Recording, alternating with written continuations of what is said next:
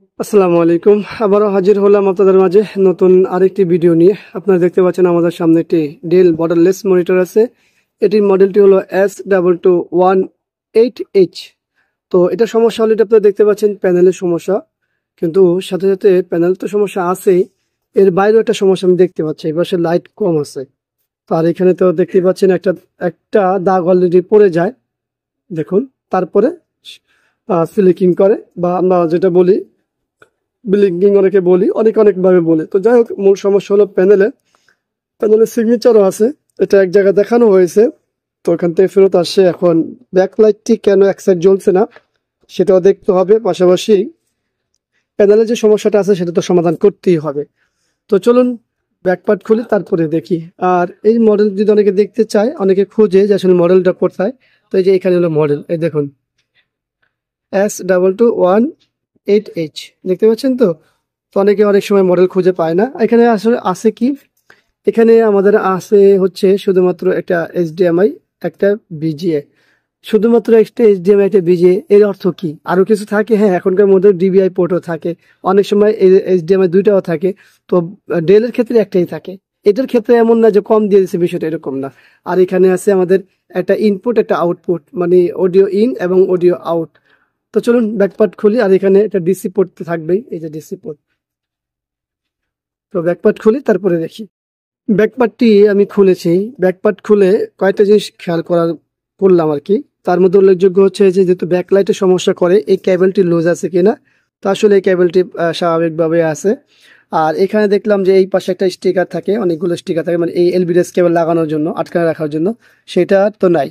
পাশাপাশি এখান থেকে অনেক গাম টাম বা আবিজাবি দেখতেছি। এরা আসলে এখান থেকে কি করেছে, ওই এলাকার মিস্ত্রি দেখেছে। তো তো যেটা হয় আর কি, এলাকার মিস্ত্রিগণ আসলে কি বলবো তাদেরকে আমার আমার বলার কিছু নেই। তারা অল্প বিদ্যা ভয়ঙ্কর, যে বিষয়টা আছে সেটা সত্য। আর ব্যাকলাইট তো সমস্যা আছে, সেটাও দেখলাম। তো এগুলো সব খুলে নিতে হবে আমাদের, যেহেতু প্যানেলে কাজ করবো, পুরোটা ফ্রেমে আমি খুলে নিব।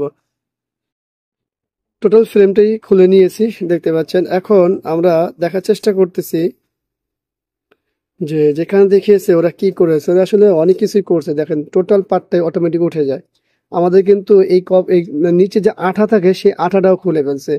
মানে এলাকার মিস্ত্রিগণ বাইরে আছে, যারা আসলে কি করবে দিশা পায় না। তো তাদেরকে আসলে আমি কি বলবো, আমার ব্যক্তিগতভাবে তাদেরকে বলার একটাই, যে ভাই, সবকিছু একটা নিয়ম আছে, নিয়মের বাইরে যাওয়াটা কারোর জন্যই ঠিক না।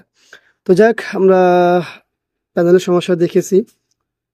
তো এই ভিডিওটা শুধুমাত্র যারা ব্যবহারকারী আছেন তাদের উদ্দেশ্যে তৈরি করছি, কোনো টেকনিশিয়ানদের জন্য না। যতটুকু আমাদের পক্ষে সম্ভব ছিল দেখানো, দেখিয়েছি।